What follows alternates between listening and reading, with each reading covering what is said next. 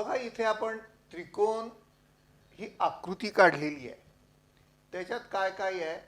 त्रिकोण ए P Q आहे, त्रिकोण ए बी क्यू आहे आणि तसाच त्रिकोण बी पी क्यू पण आहे. आणि ही ए बी एक ही सरळ रेषा आहे. आता आपण ह्या दोन त्रिकोणांचा विचार जर का केला तर आणि त्यांच्या क्षेत्रफळांचं गुणोत्तर जर का विचारात घेतलं तर काय होईल? त्रिकोणा कालच आपण बघितलेलं आहे, त्रिकोणांच्या क्षेत्रफळांचं गुणोत्तर हे त्यांच्या पायांचं गुणोत्तर आणि उंचींचं गुणोत्तर यांच्या गुणाकारा एवढं असतं. पण आता इथे बघा ए पी क्यू ह्या त्रिकोणाची जर का ए पी हा पाया घेतला तर उंची ही काय होईल? क्यू मधून ए पी वर काढलेला लंब, म्हणजे हा समजा क्यूडी घेतला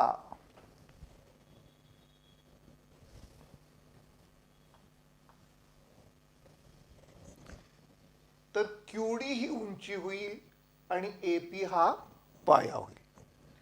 तसंच बी पी क्यू हा जर का त्रिकोण घेतला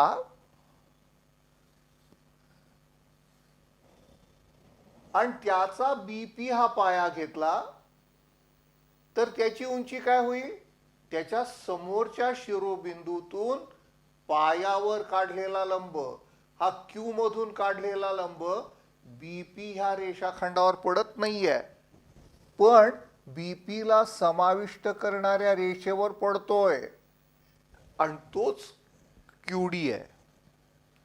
म्हणजे आता हा त्रिकोण ए पी क्यू आणि बी पी क्यू हे दोन त्रिकोण एकच उंची असलेले आहेत, म्हणजे त्यांच्या उंची समान आहेत. आणि कालच्या आपल्या प्रमेयाप्रमाणे जर का दोन त्रिकोणांच्या उंची समान असतील किंवा एकच असतील तर त्या त्रिकोणांच्या क्षेत्रफळांचं गुणोत्तर हे पायांच्या गुणोत्तरा एवढं असतं. म्हणजेच मग एरिया ऑफ त्रिकोण ए पी क्यू भागिले एरिया ऑफ त्रिकोण बी पी क्यू बरोबर ए पी भागिले बी पी येईल.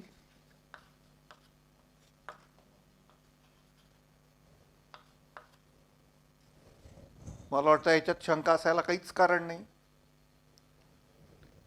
इथे आपण काय इथे काय आहेत? एकच उंची असलेले त्रिकोण आहेत. त्याला आधार लिहूया. एकच उंची असलेले त्रिकोण, त्यांच्यामुळे त्यांच्या क्षेत्रफळांचं गुणोत्तर हे संगत पायांच्या गुणोत्तरा एवढं असेल. दुसरं एक आता उदाहरण बघूया. दुसरं उदाहरण काय होईल? आपण एक असं ए सी अशी एक रेषाखंड घेऊया. त्याच्या समोर पी हा एक बिंदू घेऊया. ए पी क्यू सी सांधूया आणि इकडे हा क्यू हा बिंदू घेऊया. इथे कसं आपल्याला मिळालं होता? ए पी क्यू आणि बी पी क्यू मिळाले. आता इथे काय येईल? ए पी क्यू आणि सी पी क्यू मिळालेत. आणि हा दोन त्रिकोणांचा जर का आपण विचार केला तर काय होईल बघा. परत जर का ए क्यू आणि क्यू सी हे जर का आम्ही पाये घेतले तर त्याच्या समोरच्या बिंदूतून पायावर काढलेला लंब ही त्याची उंची होईल. पीई म्हणूया ही फरतर. म्हणजे मग काय होतंय? ए पी क्यू ची पीई ही उंची झाली, तसंच सी पी क्यू ची पण पीई हीच उंची आहे. कारण पीई हा लंब QC या पायावर पडत नाही, पण त्या पायाला समाविष्ट करणाऱ्या रेषेवरच पडतो, म्हणजे ही उंची झाली त्याची. म्हणजे मग हे काय होतील, हे दोन त्रिकोण समान उंची असलेले किंवा एकच उंची असलेले असं म्हणता येईल. एकच उंची म्हणजे समान असतेच ती. म्हणजे मग इथे आपल्याला पुन्हा काय मिळेल, एरिया ऑफ त्रिकोण APQ भागिले एरिया ऑफ त्रिकोण CPQ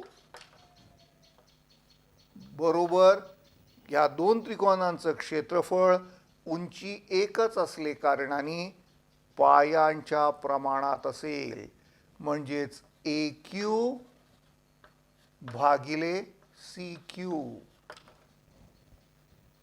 काही शंका? आता इथपर्यंत जर का कळलं असेल तर आणखी एक छोटंसं उदाहरण घेऊया.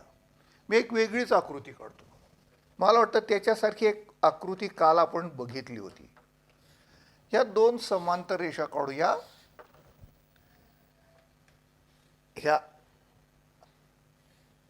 असे घेऊया.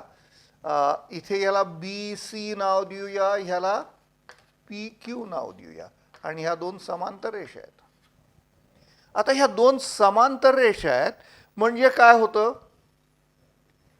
म्हणजे मग ह्या दोघांच्या ह्या दोन रेषांच्या मधलं लंबांतर सगळीकडे सारखंच असतं, म्हणून तर त्याला आपण समांतर रेषा, सम अंतर रेषा म्हणतो. मग ह्या दोन समांतर रेषा आहेत, आपण असं BC जोडूया आणि QB जोडूया की आपल्याला दोन त्रिकोण मिळाले बघा, BPC आणि दुसरा हे मिळाला BQC.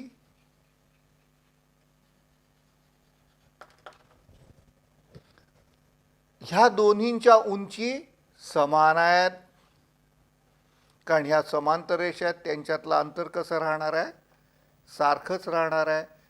म्हणजे ह्या उंची सारख्या आहेत आणि पाया एकच आहे. मग उंची समान, पाया एकच, आणि उंची समान आणि पाया एकच म्हणजे त्यांचं क्षेत्रफळ समान असायला पाहिजे.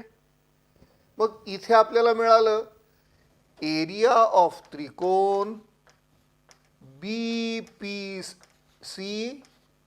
भागिले एरिया ऑफ त्रिकोण QBC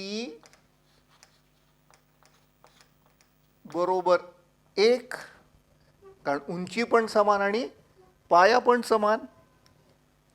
मग हे सारखेच आहेत, याचाच अर्थ आपण काय म्हणू शकतो, या दोन्हींचं क्षेत्रफळ समान आहे.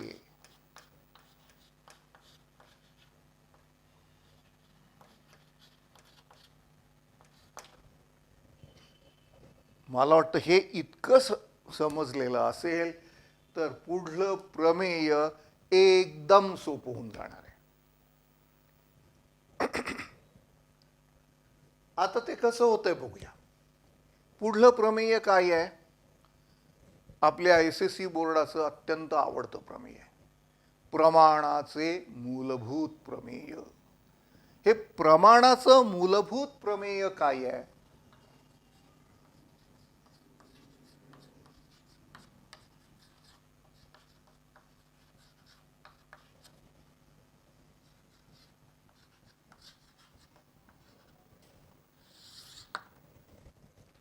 ते असं सांगतं, समजा कुठलाही तुम्ही त्रिकोण घेतला, समजा ABC हा आम्ही त्रिकोण घेतला, त्या एका त्रिकोणाच्या एका बाजूला एक समांतर रेषा काढलीत,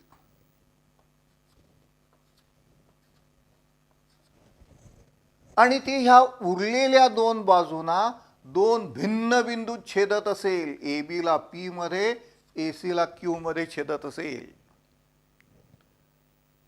तर ती त्या दोन बाजूंना प्रमाणात छेदते. म्हणजे जर त्रिकोण ABC मध्ये PQ ही BC ला समांतर असेल तर AP भागिले PB बरोबर AQ भागिले QC असतं. हे यालाच आपण प्रमाणाचं मूलभूत प्रमेय म्हणतो. मग या प्रमाणाच्या मूलभूत प्रमेयाची प्रतिज्ञा लिहून ठेवूया. आता आपण जी बोललो तीच लिहायची आहे. त्रिकोणाच्या एका बाजूला समांतर रेषा, इतर दोन बाजूंना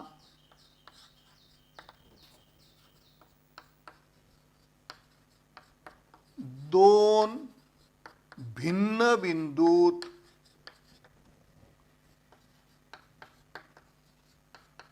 छेदत असेल तर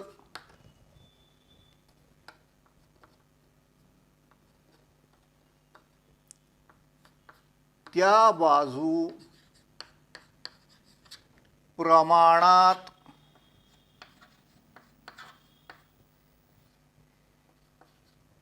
विभागतात.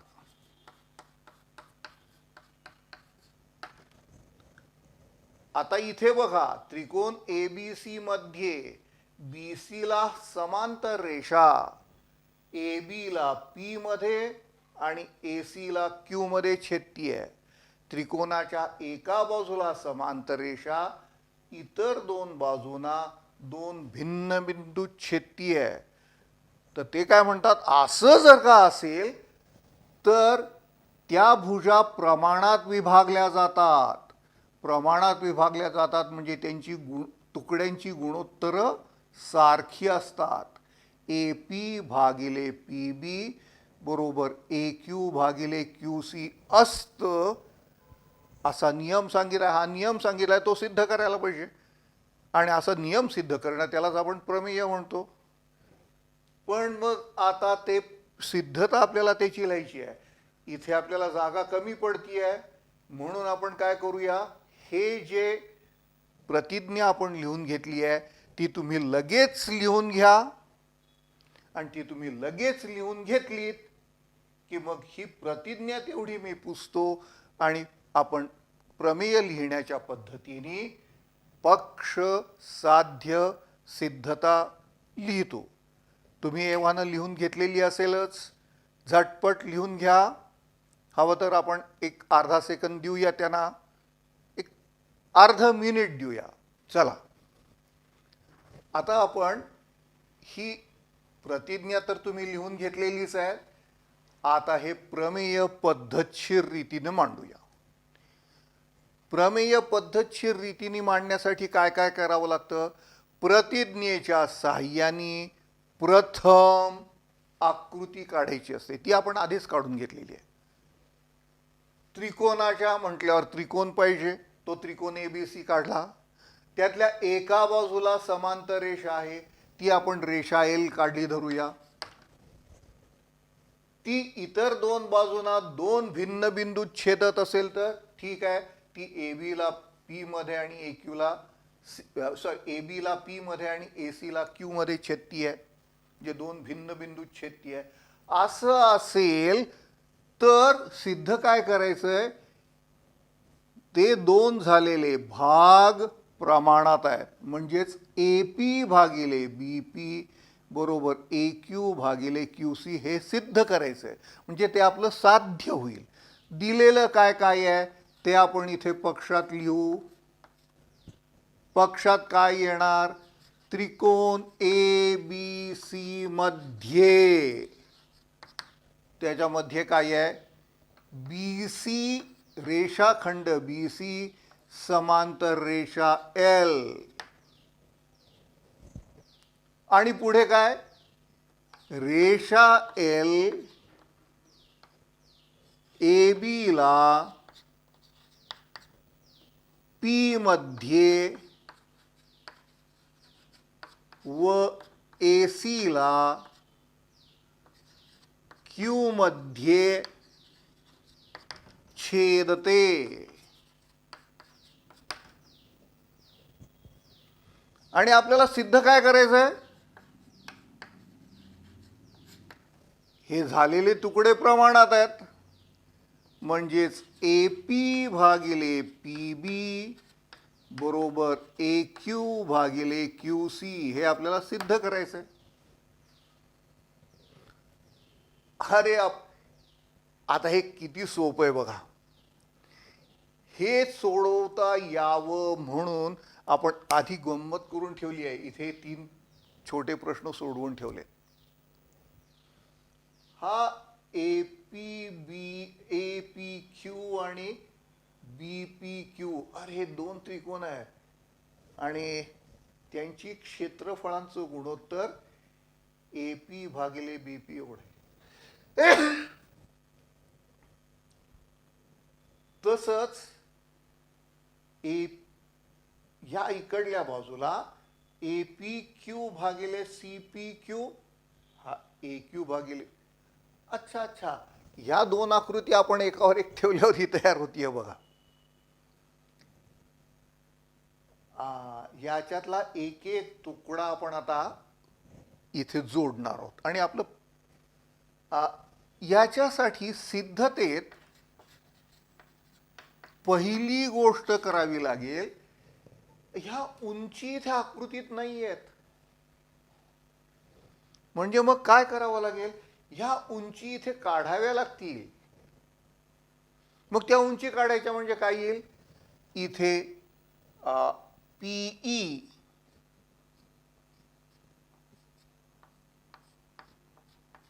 लंब ए क्यू करावा लागेल. तसंच एडी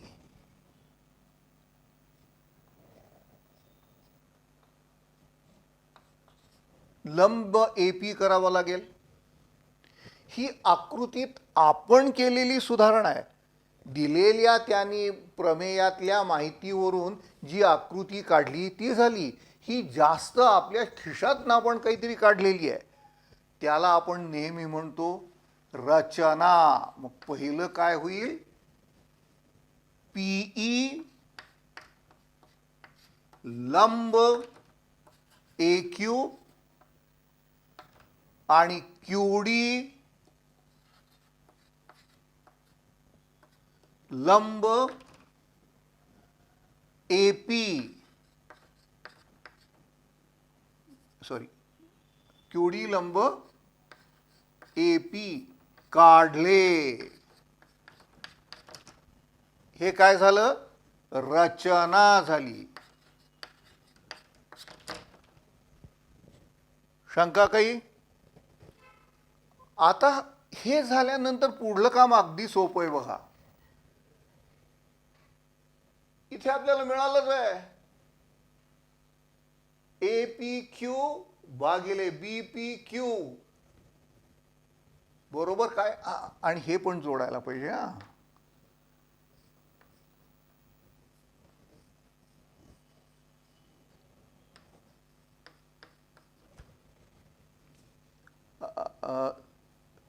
थांबा, एक थोडी सुधारणा करतो. छेदते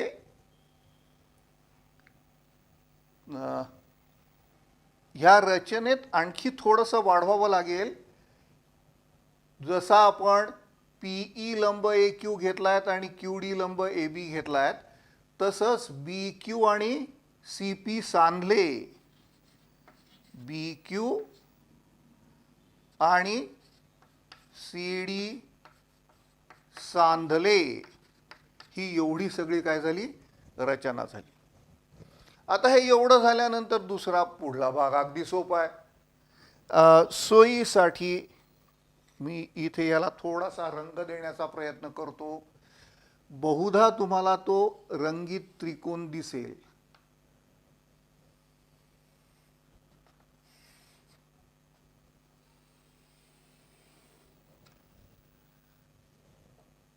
ही एवढीच जर का आपण अशी आकृती घेतली तर त्रिकोण ए पी क्यू भागिले एरिया ऑफ त्रिकोण बी पी क्यू बरोबर ए पी भागिले पी बी येईल.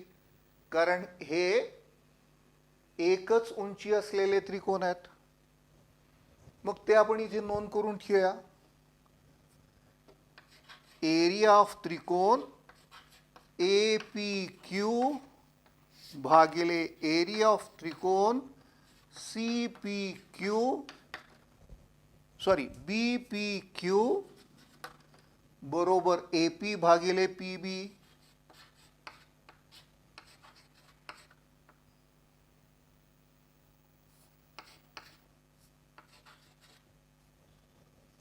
ए पी भागिले पी बी. कारण का एकच उंची असलेले प्रमेय, एकच उंचीचे त्रिकोण. आता याच प्रमाणे आणखी एक छोटस बघा.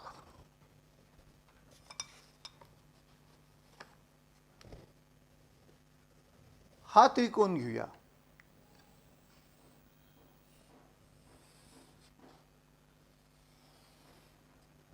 म्हणजे त्रिकोण ए P Q A P Q आणि सी पी क्यू हे पुन्हा कसे आहेत. त्याची उंची आपण इथे काढलेलीच आहे पीई. हे दोन समान उंचीचे त्रिकोण झाले. इथे आपण एक्झॅक्टली ही आकृती आहे बघा. म्हणजे मग हे जे दोन त्रिकोण आहेत हे दोन त्रिकोण एकच उंची असलेले आहेत. म्हणजे त्यांच्या क्षेत्रफळांचं गुणोत्तर त्यांच्या पायांच्या गुणोत्तरा एवढं असेल. मग इथे मी असं लिहू शकीन एरिया ऑफ त्रिकोण ए पी क्यू भागिले एरिया ऑफ त्रिकोण सी पी क्यू.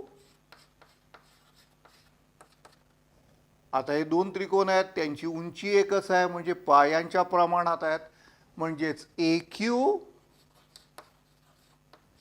भागिले सी क्यू.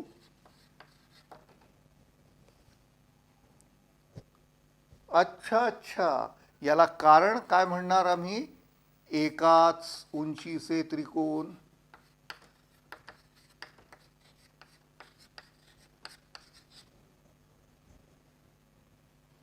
आता बघा मला सिद्ध काय करायचंय.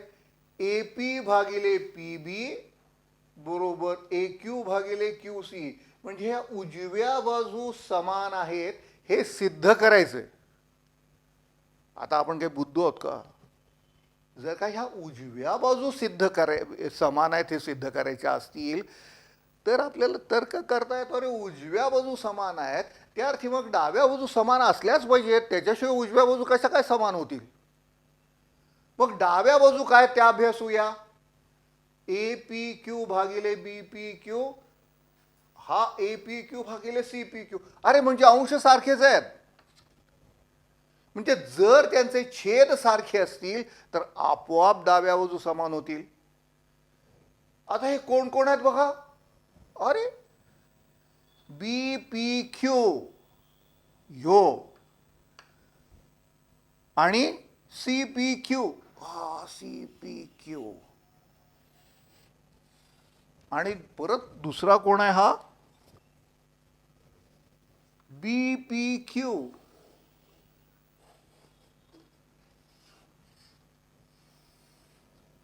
लक्षात येत आहेत.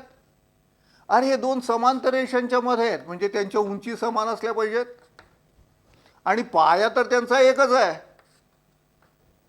म्हणजे एकच पाया आणि समान उंचीचे त्रिकोण म्हणजे यांची क्षेत्रफळ कशी असतील समान असलीच पाहिजेत. म्हणजे मला आणखी एक गोष्ट मिळाली.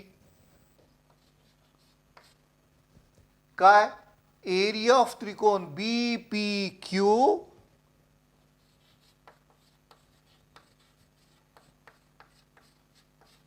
बरोबर एरिया ऑफ त्रिकोण सी पी क्यू. कारण का एकच पाया आणि समान उंची. एकच पाया व समान उंची.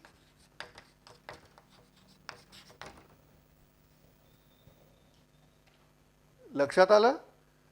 आता हे दोन, बाप रे,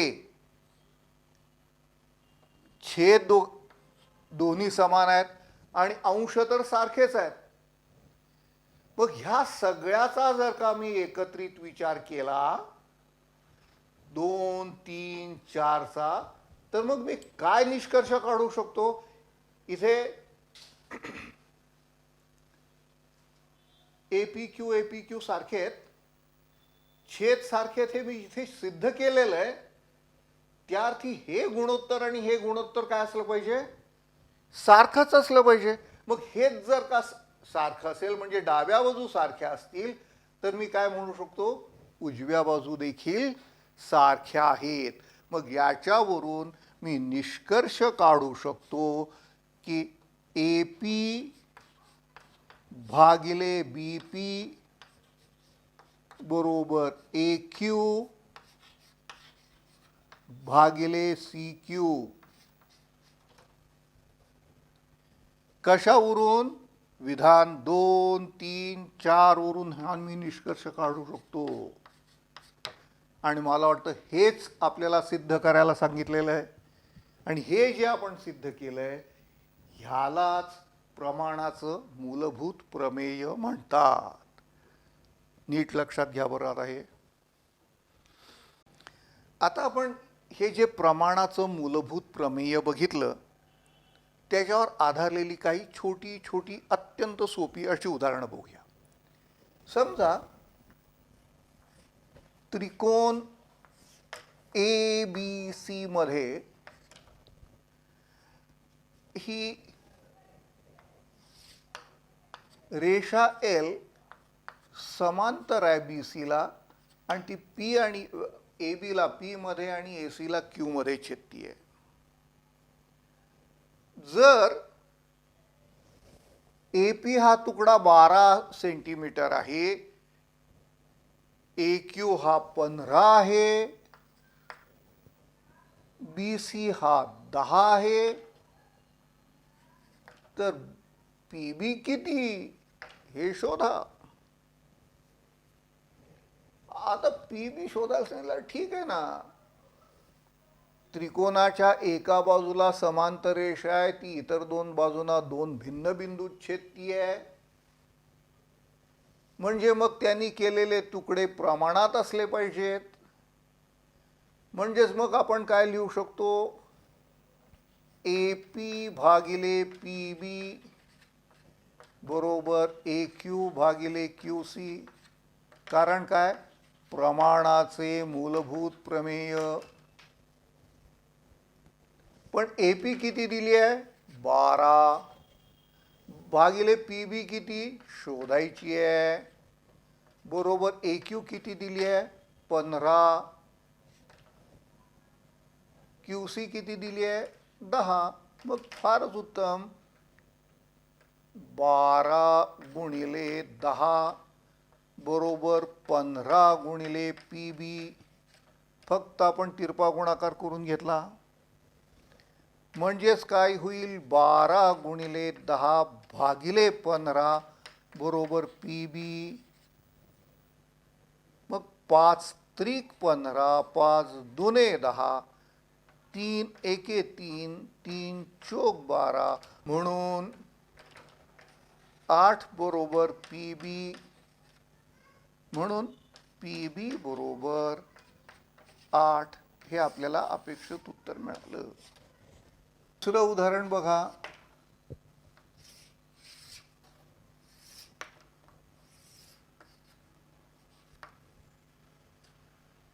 या दोन समांतर रेषा आहेत.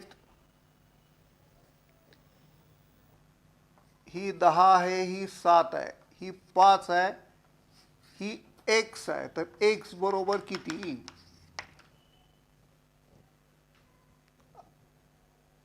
आपल्याला माहित आहे त्रिकोणाच्या मूलभूत प्रमेयाच्या प्रमाणे ह्या दोन रेषा समांतर आहेत, त्यांनी इतर दोन बाजूंचे भाग केलेले आहेत, तर ते प्रमाणात असले पाहिजेत.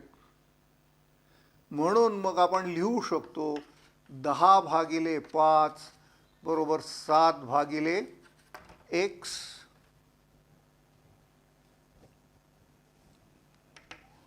कारण का? प्रमाणाचे मूलभूत प्रमेय. म्हणून मग काय येईल?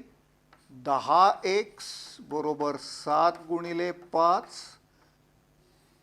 याला, म्हणून x बरोबर 7 गुणिले 5 याला छेद 10. अच्छा अच्छा, आता मी हे दोन पद्धतींनी करू शकीन. 5 एके 5, 5 दुने 10 म्हणजे 7/2 आणि ह्याला पूर्णांकयुक्त अपूर्णांकाचं रूप दिलं 3.5. कोणी असं म्हणेल असं कशाला? 35/10 करा म्हणजेच 3.5 आपोआप येतात. कोणत्याही पद्धतीने तुम्ही केलं तरी काही बिघडत नाही. आता थोडं गुंतागुंतीचं उदाहरण घेऊ. म्हणजे काय असतं की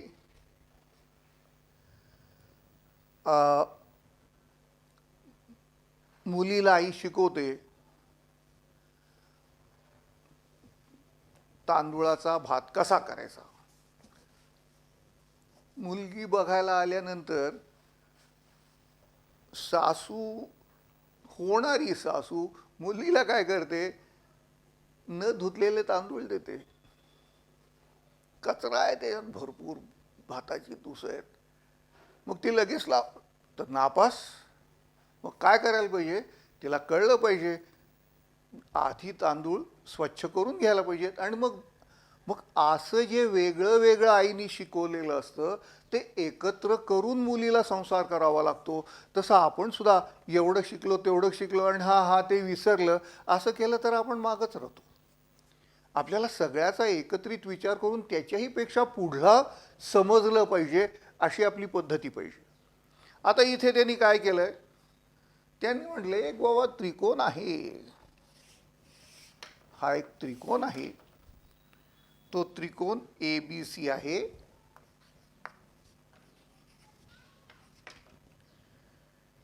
त्याच्यामध्ये PQ ही एक रेषा काढलेली आहे. P हा 60 मापाचा आहे, B पण 60 मापाचा आहे. आणि त्यांनी सिद्ध करायला सांगितलंय AP भागिले PB बरोबर AQ भागिले QC हे सिद्ध करायला सांगितलंय. आणि त्याच्यासाठी दिलंय काय? हे दोन कोण समान आहेत. अरे मग आपण सिद्धतेत एवढाच विचार करायचा आहे, हे दोन कोण समान आहेत ना. ओके.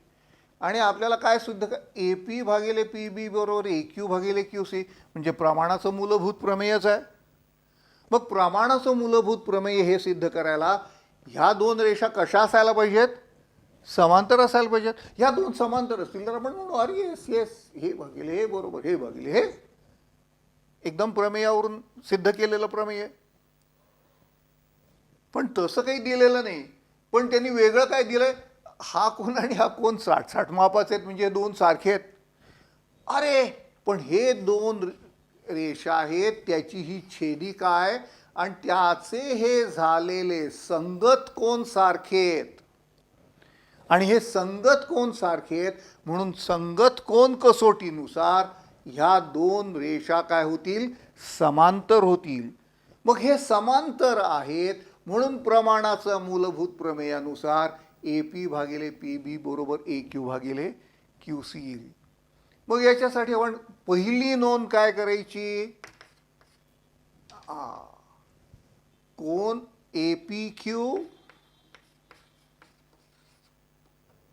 बरोबर 60 आणि कोण ABC बरोबर ही 60. कारण हे दिलेलं आहे. याचा अर्थ काय, कोन ए पी क्यू बरोबर कोन A P A B C विधान 1 वरून. अच्छा, मग त्या अर्थी काय झालं, म्हणून काय म्हणणार आम्ही लगेच, म्हणून पी क्यू समांतर बी सी. कारण का, समांतर रेषांची संगत कोन कसोटी. संगत कोन कसोटी म्हणजे काय, दोन रेषांना जर का एका छेदिकेने छेदलं आणि तयार झालेले संगत कोन एकरूप असतील तर त्या दोन रेषा समांतर असतात. समजा त्या समांतर नसतील तर हे संगत कोन एकरूप असणारच नाहीत. पण ज्या अर्थी त्यांनी दिलंय संगत कोन एकरूप आहेत, समान आहेत, त्या अर्थी ह्या दोन रेषा समांतर आहेत. मग ह्या दोन रेषा समांतर आहेत, त्या अर्थी ए पी भागिले पी बी बरोबर ए क्यू भागिले क्यू सी येईल. कारण काय, प्रमाणाचे मूलभूत प्रमेय. याच्या आधीचं उदाहरण सोडवत असताना शेवटचा काही भाग काही मुलांना थोडासा अवघड वाटला असेल, कारण त्यांना समांतर रेषांचे गुणधर्म हा जो जुना भाग आहे तो एव्हानं विसरला असेल किंवा अंधुकचं आठवत असेल. अशा मुलांसाठी एक छोटीशी उजळणी घेऊया. जर दोन समांतर रेषांना एका छेदिकेने छेदलं तर, समजा रेषा एल आणि रेषा एम ह्या दोन समांतर रेषा आहेत आणि त्याला टी ही त्यांची छेदिका आहे, असं असेल तर तयार होणारे जे कोन आहेत त्यातल्या संगत कोनांच्या जोड्या समान असतात, व्युत्क्रम कोन समान असतात आणि अंतर कोन पूरक असतात. हे काय, जर एल समांतर एम असेल आणि रेषा टी छेदिका असेल तर एक व्युत्क्रम कोन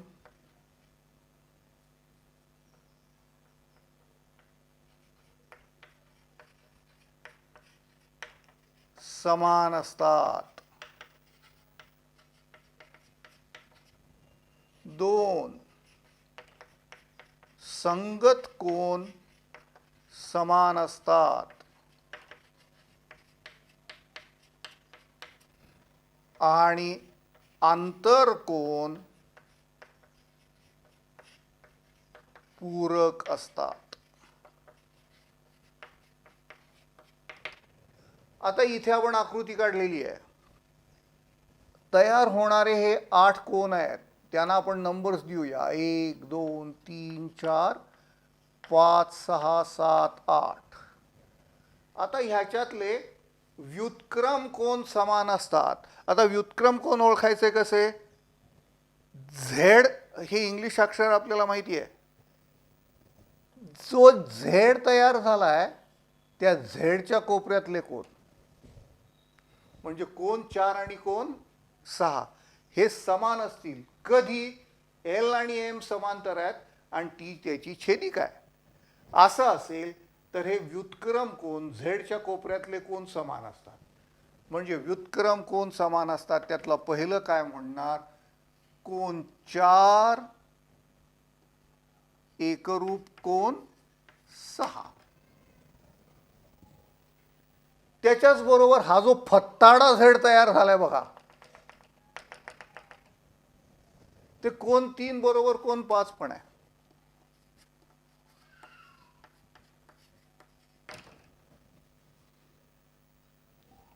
दुसरं संगत कोन समान असतात. आता संगत कोन कोणते कोणते? 2 आणि 4. आपण आता रंगीत खडू वापरूया. 2 आणि 6 हे संगत कोण आहेत. तसंच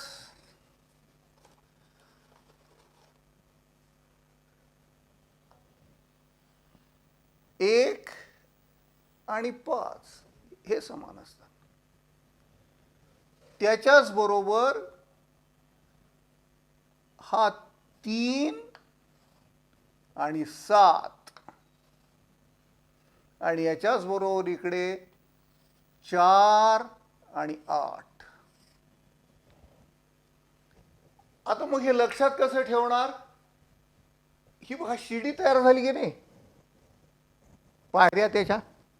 त्या शिडी जर का तयार झाली तर त्याच्या पायऱ्यांच्या एकाच बाजूचे कोण आहेत बघा. 2 आणि 6, 3 आणि 7, 1 आणि 5, 4 आणि 8. लक्षात असं ठेवायला हरकत नाही, शिडीच्या पायरीतले कोण उलटे सुलटे दोन्ही घ्यायचे. आता मग इथे काय होईल? संगत कोण काय काय येणार आहेत बघा. कोण 1 बरोबर कोण 5,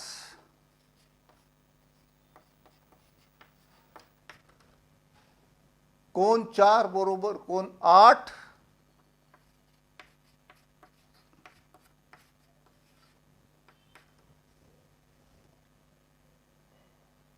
कोण 2 बरोबर कोण 3. मी इथे एकरूपतेची चिन्ह 2 कोण एकरूप कोण 3 कुठला काढला? 2 कोण एकरूप कोण 6 आणि कोण 3 एकरूप कोण 7.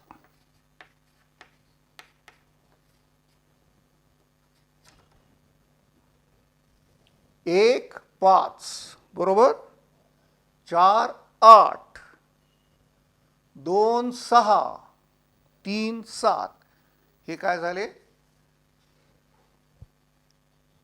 संगत कोण झाले. आणि आता पूरक कोण.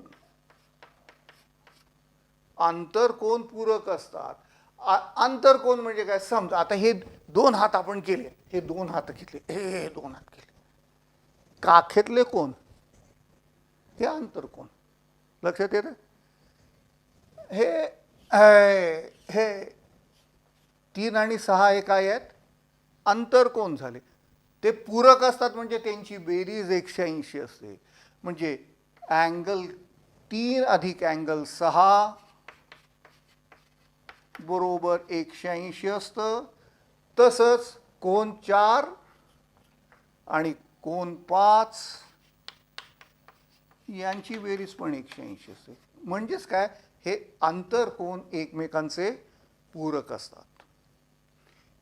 हा महत्त्वाचा गुणधर्म आहे आणि ह्याचा अनेक ठिकाणी आपल्याला उपयोग करावा लागणार आहे. हा एवढाच नाही तर याचे व्यत्यास देखील. व्यत्यास म्हणजे काय? पक्ष आणि साध्य याची उलटापालट होते. ती उलटापालट होते म्हणजे काय? गाढवाला 4 शिंग असतात असं मी विधान केलं. विधान चूक आहे का बरोबर आहे हा प्रश्न नाही, पण विधान म्हणून बघायचं. गाढवाला 4 शिंग असतात. मग त्याचा व्यत्यास काय येईल? 4 शिंग असलेला गाढव असतो. मग असं जे पक्ष आणि साध्य यांचा एक्सचेंज झाला की व्यत्यास तयार होतो. इथे काय म्हटलंय? समांतर रेषांना छेदल्यावर संगत कोण एकरूप असतात. त्याचा व्यत्यास काय? संगत कोण एकरूप असतील तर त्या छेदल्या गेलेल्या रेषा समांतर असतात. मग इथे जे आपण म्हटलंय की ह्या समांतर रेषा आहेत म्हणून संगत कोण एकरूप आहेत, व्युत्क्रम कोण एकरूप आहेत आणि आंतर कोण यांची बेरीज 180 आहे. पण समजा मला कोणीतरी सांगितलं हे जे आहे ना, हा कोन एक्स आणि कोन वाय सारखा आहे. कोन एक्स आणि कोन, अरे सारखा आहे ना, ते संगत कोण आहेत. हे संगत कोण सारखे आहेत म्हणजे ह्या दोन रेषा समांतर असल्या पाहिजेत. म्हणजे ह्याचा जो व्यत्यास आहे त्या व्यत्यासाच्या साहाय्याने ह्या रेषा समांतर आहेत हे मी निष्कर्ष काढू शकतो. इथे त्यांनी काय सांगितलं होतं, समांतर असतील तर संगत कोण समान असतात. आता मग संगत कोण समांतर असतील तर रेषा काय असल्या पाहिजेत, समांतर असल्या पाहिजेत. हा व्यत्यास झाला. पण लक्षात ठेवायचं, व्यत्यास नेहमीच सत्य असतो असं नाही. तिथे सावध राहायचं, आपल्याला तो सिद्ध करावा लागतो. आता ह्याचा उपयोग आपण आधीच्या गणितात शेवटी केलेला आहे. आता याच्यानंतर आपल्याला प्रमाणाच्या मूलभूत प्रमेयाचं एक छोटंसं उपप्रमेय बघायचं आहे. खरं ते छोटंसं उपप्रमेय म्हणतोय, पण ते प्रमेय इतकंच महत्त्वाचं आहे. त्याचे खूप खूप उपयोग होणार आहेत आणि त्याच्यातनं आपला समज पण खूप मोठा वाढणार आहे. तो काय आहे, त्रिकोणाच्या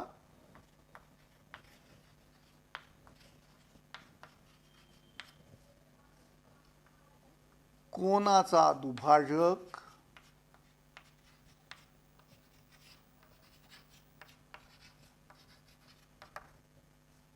समोरील भुजा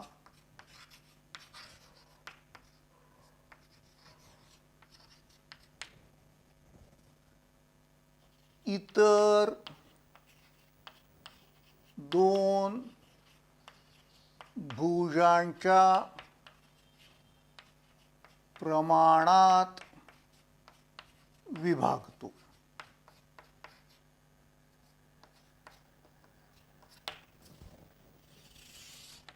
म्हणजे काय, समजा हा एक त्रिकोण आहे. समजा ए बी सी हा त्रिकोण घेतला. त्या कोन ए चा दुभाजक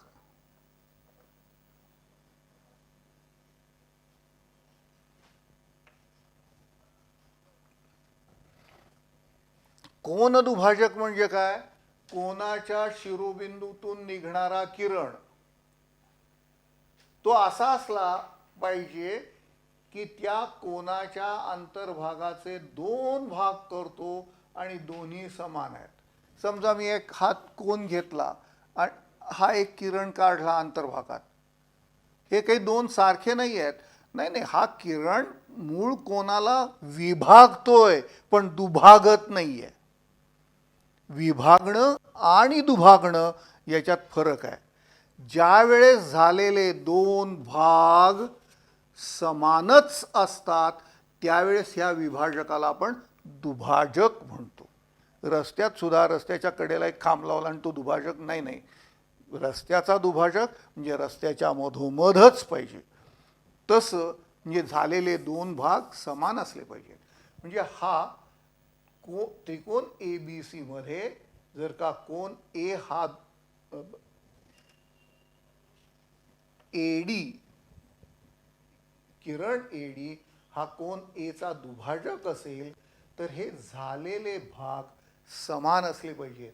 म्हणजेच कोन बी एडी आणि कोन सी एडी समान असतील तरच एडी हा कोन बी ए सी चा दुभाजक म्हणता येईल. आणि असं जर का असेल तर हा दुभाजक समोरच्या भुजेचे इतर दोन बाजूंच्या प्रमाणात भाग करतो. म्हणजेच बी डी भागिले डी सी बरोबर ए बी भागिले ए सी असतं. मग इथे आपण प्रतिज्ञा तर लिहून घेतली, मग त्याच्यावरून आकृती काढून झाली. मग पक्ष काय होईल, त्रिकोण ए बी सी चा ए बी सी मधील कोन ए चा दुभाजक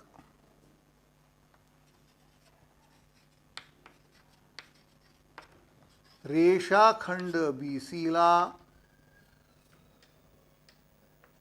डी मध्ये छेदतो. हा त्रिकोण एबीसी मध्ये कोण ए चा दुभाजक बीसी ला डी मध्ये छेदतो. असं असेल तर आपल्याला सिद्ध काय करायचंय?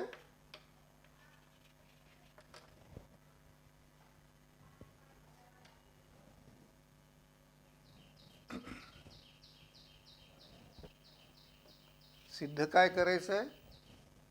तर बीडी भागिले डीसी बरोबर ए बी भागिले ए सी हे सिद्ध करायचंय. आता हे सिद्ध करायचंय. सिद्धता आपली बरीच मोठी आहे. तेव्हा ती सिद्धता मोठी आहे तेव्हा आपण आकृती तीच ठेवूया आणि हा भाग पुसून रचना करून लिहूया. आता आपण बोर्ड स्वच्छ करून घेतला. आपल्याला सिद्धता लिहायला पाहिजे, पण त्याच्या आधी एक करा. इथे पॉज करून याच्या आधी पक्ष साध्य जे आपण लिहिलेलं आहे, प्रतिज्ञा पक्ष साध्य, ते आधी लिहून घ्या आणि त्याच्यानंतर मग सिद्धता लिहायला सुरुवात करा, तर ते तुम्हाला अधिक चांगलं समजेल. आता ह्याला आपण एवढं महत्त्वाचं प्रमेय आहे असं एका बाजूला मी तुम्हाला सांगितलं, पण त्याला प्रमाणाच्या मूलभूत प्रमेयाचं उपप्रमेय म्हटलंय. असं का? कारण हे सिद्ध करायला आपण प्रमेयाचं मूलभूत त्रिकोणाचा मूलभूत प्रमेय जे की आपण म्हणतोय त्याचा उपयोग केलेला आहे. त्या प्रमाणाच्या आता प्रमाणाच्या मूलभूत प्रमेयाचं प्रमेय काय आहे? त्रिकोणाच्या एका भुजेला समांतर असलेली रेषा इतर दोन भुजांना दोन भिन्न बिंदूत छेदत असेल तर ती प्रमाणात छेदते. इथे त्रिकोण कुठे नाही आहे की ज्याच्या एका बाजूला समांतर रेषा आहे. पण मग त्याचं उपप्रमेय कसं? तसं ते उपप्रमेय तयार होईल, ते प्रमेयाचा उपयोग होईल अशी इथे आकृती करायची. काय करायचं? ही जी एडी आहे की नाही, एचा दुभाजक, त्याला इथून एक समांतर रेषा काढायची.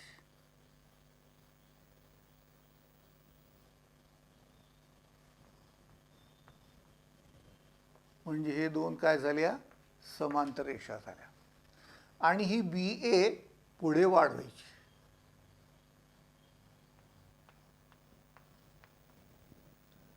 याला आपण पी नाव देऊन ठेवूया. आता असं झाल्याबरोबर काय झालं बघा. पी बी सी हा एक त्रिकोण तयार झाला. आणि ही पी सी कशी आहे? एडीला समांतर आहे. म्हणजे पी बी सी या त्रिकोणात एडी ही पी सी ला समांतर झाली. म्हणजे त्रिकोणाच्या एका भुजेला समांतर रेषा आहे, ती इतर दोन बाजूंना दोन भिन्न बिंदूत छेदती आहे. म्हणजे ह्या दोन तुकडे यांचे प्रमाणात झालेले आहेत. म्हणजेच ए बी भागिले ए पी बरोबर बी डी भागिले डी सी आहे. इथपर्यंत मान्य आहे सगळ्यांना? मग हे काय काय केलं ते आता नोंद करूया आणि मग पुढे जाऊया. सिद्धता. सिद्धतेमध्ये पहिलंच काय आहे? आपण रचना करून घेतली आहे. काय केलंय?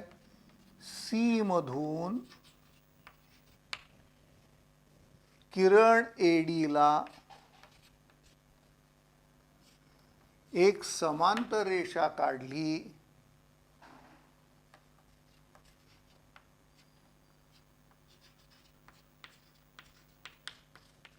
ती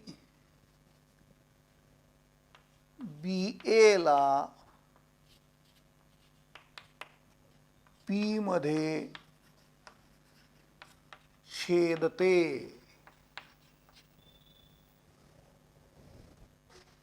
आता हे एवढं झाल्यानंतर ह्याला काय नाव दिलं आम्ही?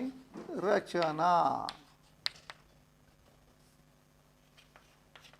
आता हे झाल्यानंतर वा वा वा, त्रिकोण पी बी सी मध्ये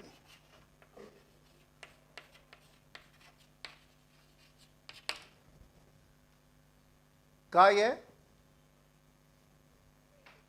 एडी समांतर पी सी. काय केलं? ही रचनाच केलेली आहे. म्हणून काय झालं? ए बी भागिले ए पी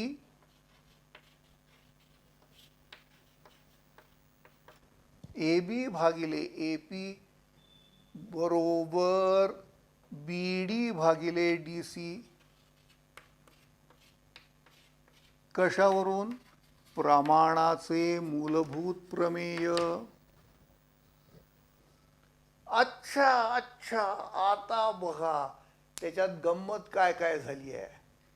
मी सोयीसाठी आणि आपल्याला कळायला मदत व्हावी म्हणून इथे तयार झालेले जे अनेक कोन आहेत त्या कोनाला नंबर्स देतो, म्हणजे लिहायला सोपं होतं.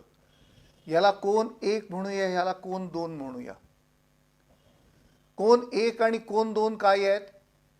एडी मुळे कोन ए चे झालेले 2 भाग आहेत.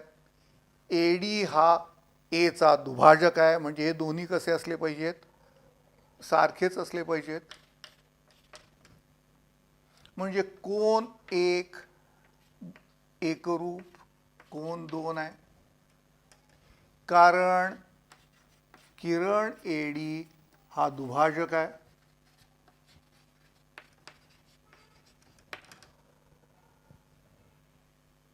अच्छा, तसंच मी ह्याला 3 आणि 4 इथे नाव देतो ह्याला. आता बघा, कोन 1 आणि कोन 3 कसे आहेत? ह्या 2 समांतर रेषा आहेत. ह्या 2 समांतर रेषा आहेत आणि कोन 1 आणि कोन 3 त्यांचे संगत कोन आहेत बघा.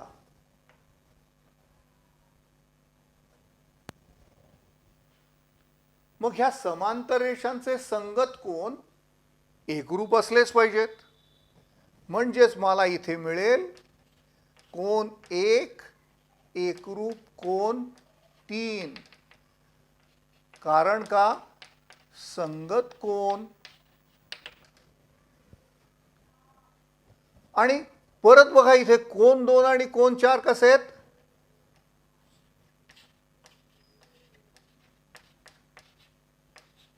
कोन 2 आणि कोन 4 या समांतर रेषांचे व्युत्क्रम कोन आहेत. मग कोन एकरूप कोन 4 असतील, कारण काय? व्युत्क्रम कोन आहेत.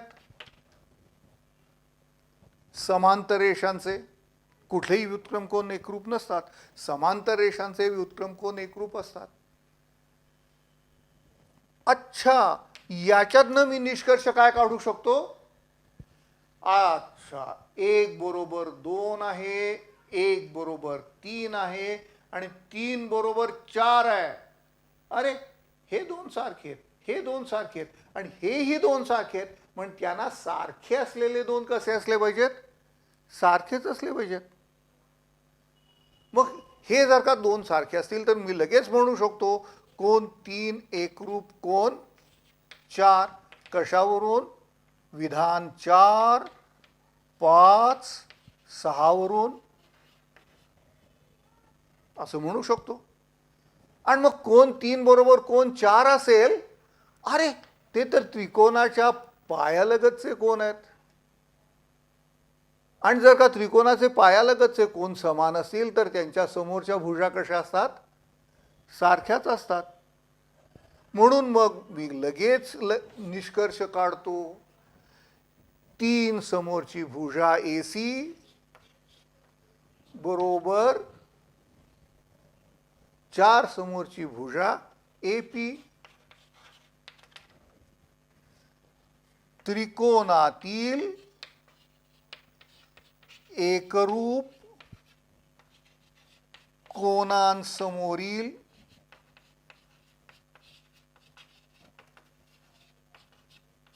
भुजा वाह, माझं कामच झालं. मला माहिती आहे ए बी भागिले ए पी बरोबर बी डी भागिले डी सी. मला सिद्ध करायचंय ए बी भागिले ए सी बरोबर बी डी भागिले डी सी. म्हणजे ए बी भागिले नाही सॉरी, मी साध्य लिहिलेलं नाही आहे इथे. मी सोयीसाठी पुन्हा एकदा साध्य सोयीसाठी आठवून ठेवतो आपल्याला साध्य काय येते. साध्य काय आहे बघा, ए बी भागिले ए सी बरोबर बी डी भागिले डी सी. हे आपल्याला सिद्ध करायचं आहे. आणि आपल्याला इथे मिळालंय काय, ए बी भागिले ए पी बरोबर बी डी भागिले डी सी. आता ए पीच्या ऐवजी मी जर का ए सी लिहू शकलो, माझं काम झालं. पण इथे मी सिद्ध केलंय ए सी बरोबर ए पी, हे सिद्ध केलंय मी. मग हीच किंमत मी इथे भरतो. मग इथे 9 विधान येईल. विधान 3 व 8 वरून, विधान 3 आणि 8 वरून काय म्हणतो, ए बीच्या जागी काय लिहिणार मी, ए पीच्या जागी काय लिहिणार, ए सी. मग ए बी भागिले ए सी बरोबर बी डी भागिले डी सी. हेच आपल्याला सिद्ध करायचं होतं. म्हणजे त्रिकोणाच्या एका कोणाचा दुभाजक त्याच्या समोरच्या बाजूचे इतर 2 बाजूंच्या प्रमाणात विभाजन करतो. आणि हाच एक महत्त्वाचा प्रमेय आहे. पण तो उपप्रमेय आहे. कशाचा, प्रमाणाच्या मूलभूत प्रमेयाचा. आता ह्याचे उपयोग नंतरच्या भागात.